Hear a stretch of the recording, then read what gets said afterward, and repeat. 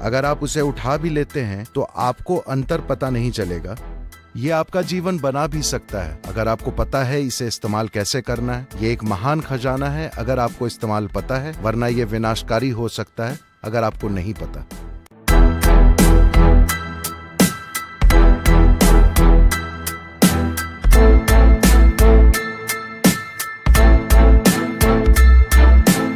जब हम कैलाश गए थे, सभी एक पत्थर उठा लाना चाहते थे।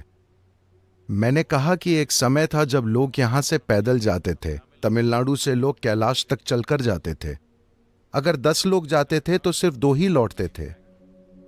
उस समय उन लोगों का 2 छोटे पत्थर लाना ठीक था, क्योंकि वैसे भी वे इतना बड़ा पत्थर उठाकर वापस पूरे रास्ते नहीं चल सकते थे। वे 2 पत्थर उन 8 लोगों की याद में लाते थे जिन्हें वे वहीं पीछे छोड़ आए थे।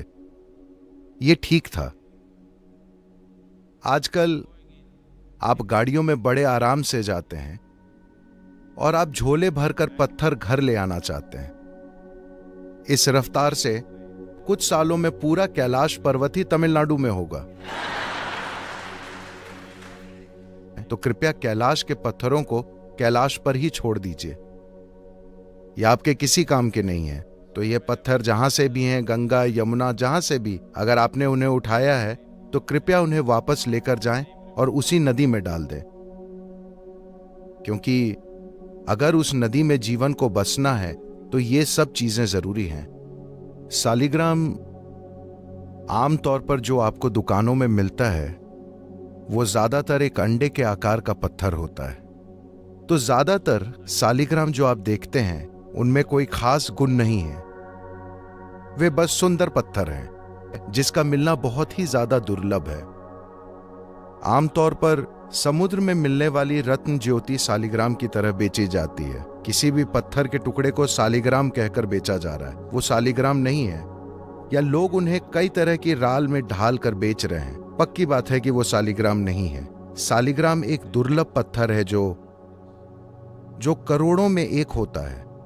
अगर आपको मिल जाता है तो अगर आप उसे उठा भी लेते हैं तो आपको अंतर पता नहीं चलेगा जब तक कि आप एक खास किस्म के व्यक्ति ना हो। और अगर आपको एक असली सालिग्राम मिल जाता है, अगर आप एक असली सालिग्राम उठा लेते हैं, तब आप वाकई मुसीबत में पड़ जाएंगे, क्योंकि आपको पता होना चाहिए कि उसे संभालना कैसे है, वरना आप बहुत परेशानी में पड़ जाएंगे।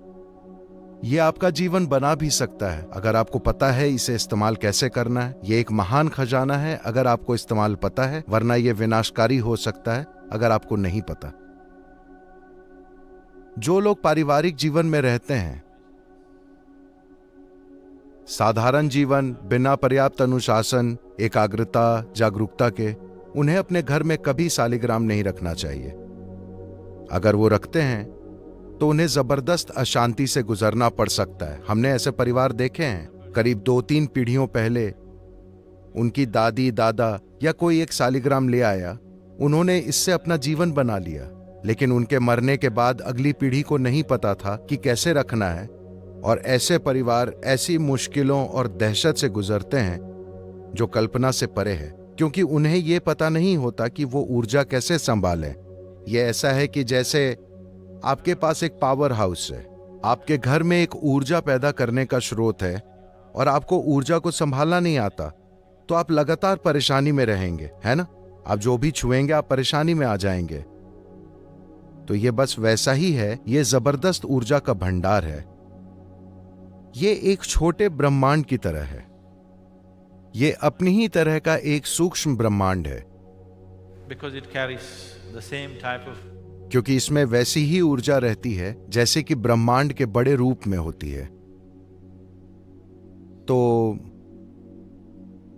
ये चीजें जैसे एक मुखी खोजना, सालिग्राम ढूंढना, कृपया ये चीजें छोड़ दीजिए। ये कोई असली आध्यात्मिक प्रक्रिया नहीं है। ये बस निशानियां इकट्ठा करना है। आप जहां भी जाते हैं वहां से कुछ उठा लाना चाहते हैं, ये सोचते हैं कि ये पवित्र है, वो पवित्र है।